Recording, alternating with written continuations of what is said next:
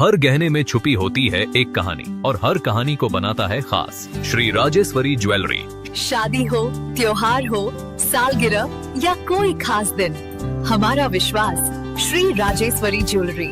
यहाँ मिलता है आपको शुद्ध हॉलमार्क गोल्ड ज्वेलरी का बेहतरीन कलेक्शन, क्वालिटी जो दिल जीत ले, डिजाइन जो नजरें थाम ले और भरोसा जो पीढ़ियों तक साथ निभाए। श्री राजेश्वरी ज्वेलरी, जहाँ हर खुशी का गहना आपका इंतजार कर रहा है। पता नियर शास्त्री रोड, एबरडीन बाजार, श्री विजयपुरम। कॉल 031922333822।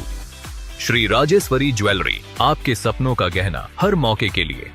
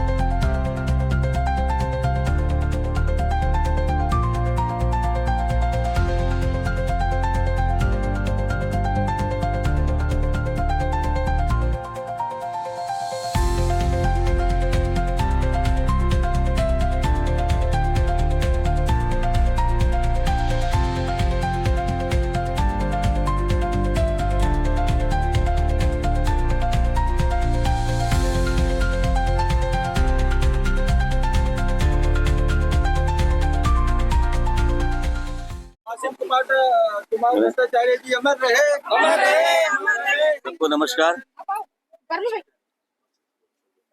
आप सभी जानते हैं कि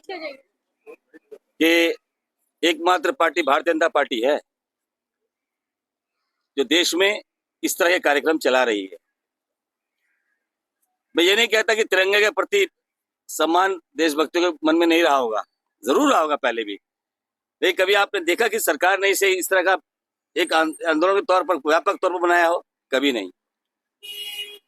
भारतीय जनता पार्टी 2022 से पहले हमें तिरंगा, जो हमारी शान है देश की, उसको फहराने के लिए हमें कोर्ट से परमिशन लेना पड़ता था। लेकिन भारतीय जनता पार्टी आने के बाद, सरकार आने के बाद 2022 से हर व्यक्ति, हर भारतीय शान से तिरंगा अपने घर फहरा रहा है। यह अधिकार हमारी सरकार ने दिया। दूसरी बात, ये कार्यक्रम क्यों हो रहे हैं? ये बीजेपी ये कार्यक्रम क्यों करवा रही है? मैं ये भी नहीं मानता कि सबके मन में देशभक्ति की भावना नहीं होगी। देशभक्ति की भावना अलग बात है, लेकिन उसका व्यक्त करना ये बहुत महत्वपूर्ण है। आपके अंदर भाव है, देशभक्ति भावना है, लेकिन उसे हमें समय समय पर प्रकट भी करना चाहिए। क्यों प्रकट करना चाहिए? ये देश की एकता और अखंडता के लिए बहुत जरूरी है। साथ ही साथ जो हमारी नई पीढ़ी है उसमें एक संदेश जाए कि हमारे जो शहीद हुए हैं उन वीरों के प्रति हमारे मन में भावना चाहिए, श्रद्धा होनी चाहिए और उसका हमें सम्मान करना चाहिए। साथ ही साथ हमारे तिरंगे के प्रति हमारा जो गौरव है, हमारी शान है, उसको हम शान के साथ आजादी खुली सांस में फहराना चाहिए, शान से झंडा फहराना चाहिए अपने घर पर। ये उसमें एक भाव पैदा होना चाहिए। ये प्रयास किसी ने पहले नहीं किया, ये केवल भारतीय जनता पार्टी ही ये कार्यक्रम कर रही है। साथ ही साथ आप देखेंगे कल 14 तारीख को 15 अगस्त को तो हमारा देश आजाद हुआ। क्या किसी को पता है कि 14 की रात को क्या घटना घटी है? आजादी के समय में इतने लोग नहीं मारे गए थे जितने लोगों की हत्या 14 तारीख की रात को हुई थी। वो काला दिन कोई नहीं भूल सकता। एक त्रासदी थी। बंगाल के लोग पश्चिम बंगाल को बैठाए रातों रात पश्चिम बंगाल को आधा पाकिस्तान कर दिया गया, पंजाब को आधा पाकिस्तान कर दिया। लोग यहाँ से वहां पलायन कर रहे थे, किस तरह से उनके कत्लेआम किया गया। साथियों, ये हमें याद रखना जरूरी है। एक देशवासी होने के नाते हमें पता होना चाहिए कि आज जो हम आजादी सांस ले रहे हैं ये कितने लोगों के बलिदान के बावजूद हम ले रहे हैं। इसलिए ये कार्यक्रम केवल भारतीय जनता पार्टी ही कार्यक्रम करती है, ताकि देश में नई पीढ़ियों में, देशवासियों में देश शहीदों के प्रति, हमारे तिरंगे के प्रति एक सम्मान का भाव पैदा हो, और समय समय पर कार्यक्रम करती है ताकि उसमें प्रकट भी हो। हमें प्रकटीकरण में जरूरी है, हम इस देश से प्यार करते हैं। इससे क्या होता है कि हमारे देश की एकता, अखंडता का हमारा जो प्रकटीकरण होता है, जिससे दुश्मनों को यह संदेश जाता है कि देश के सम्मान में कोई भी गुस्ताखी करेगा तो हम उसे माफ नहीं करेंगे। ये संदेश जाता है। अब यहाँ प्रश्न ये उठता है कि केवल प्रकटीकरण से ऐसा होगा क्या? ये हमें आज एक संकल्प लेना चाहिए। मैं सभी द्वीपवासियों से और हमारे देशवासियों से अपील करना चाहता हूँ, केवल प्रकटीकरण नहीं, हमें आज ये संकल्प भी लेना होगा, जो जिन शहीदों के लिए हम श्रद्धांजलि आज दे रहे हैं, इन्होंने जो सर्वोच्च बलिदान दिया है। पहले क्या था, मैं ये नहीं कहता कि उनका सम्मान नहीं करना चाहिए। सुभाष चंद्र बोस जी का हम सम्मान करते हैं, प्रशासन प्रोग्राम करता है, सरकार करती है। इंदिरा गांधी जी का करते हैं, नेहरू जी का करते हैं, करना चाहिए, जरूरी है। गांधी जी का करना चाहिए, जरूरी है। लेकिन ये भी तो शहीद है ना, इनका सम्मान कौन करेगा? इनके ऊपर श्रद्धांजलि कौन देगा? ये भाव पैदा करने के लिए कि ये शहीद, इनका बलिदान भी किसी और शहीद से कम नहीं है। किसी भी शहीद को आप किसी से कम नहीं आ सकते। इसलिए भारतीय जनता पार्टी ने ये दिया संदेश अपने कार्यक्रम के माध्यम से। ये हमारा कर्तव्य है नागरिकों का, जो हमारे देश के लिए शहीद हुए, सर्वोच्च बलिदान दिया है, उनके प्रति उनके सम्मान का भाव व्यक्त हो, भाव पैदा हो। साथ साथ में नई पीढ़ी को हमें संदेश दे, हमें अपने शहीदों का सम्मान करना चाहिए। हमें संकल्प ये लेना चाहिए कि जो शहीद हमारे, उन्होंने अपना सर्वोच्च बलिदान कर दिया देश के लिए, वो किसी परिवार का नहीं है, ये हमारे देश की प्रॉपर्टी, देश की संपत्ति है, उसका हमें सम्मान करना चाहिए। साथ ही साथ जिन सपनों को लेकर के उन्होंने अपना बलिदान दिया, क्या ये हमारा कर्तव्य नहीं है कि सरकार तो विकास का काम कर रही है, विकसित भारत का सपना उन्होंने देखा था, सरकार तो अपने लेवल पर काफी काम कर रही है। एक नागरिक के नाते केवल सरकार विकसित भारत को पूरा नहीं कर सकती सपने को, इसलिए उनके सपनों पूरा करने के लिए हमें नागरिकों को भी अपना कर्तव्य निभाना चाहिए। देश के विकास में अपना बहुमूल्य योगदान देना चाहिए, सरकार के साथ खड़ा होना चाहिए, विकास के कार्यों में अपना योगदान देना चाहिए। मैं आज के इस अवसर पर मैं यही कहूंगा, जिस क्षेत्र में भी हमारे शहीदों की मूर्तियां हैं, उनके परिवार ही नहीं, हमें भी उनका सम्मान करना चाहिए। इसी तरह से कार्यक्रम बीजेपी ने दिया है, हर वर्ष करते हैं हम। साथ ही साथ ये भी दिया गया है कि उनके परिवार से मिलना है, उनको ये बताना है कि आपका बच्चा जो शहीद हुआ है, ये केवल आपका नहीं है, ये हमारा भी है। उनके घर जाना है, उनसे मिलना है, और उनके परिवार के लोगों का सम्मान भी करना है। इतना ही कहकर के मैं आज इस अवसर पर यही कहूंगा।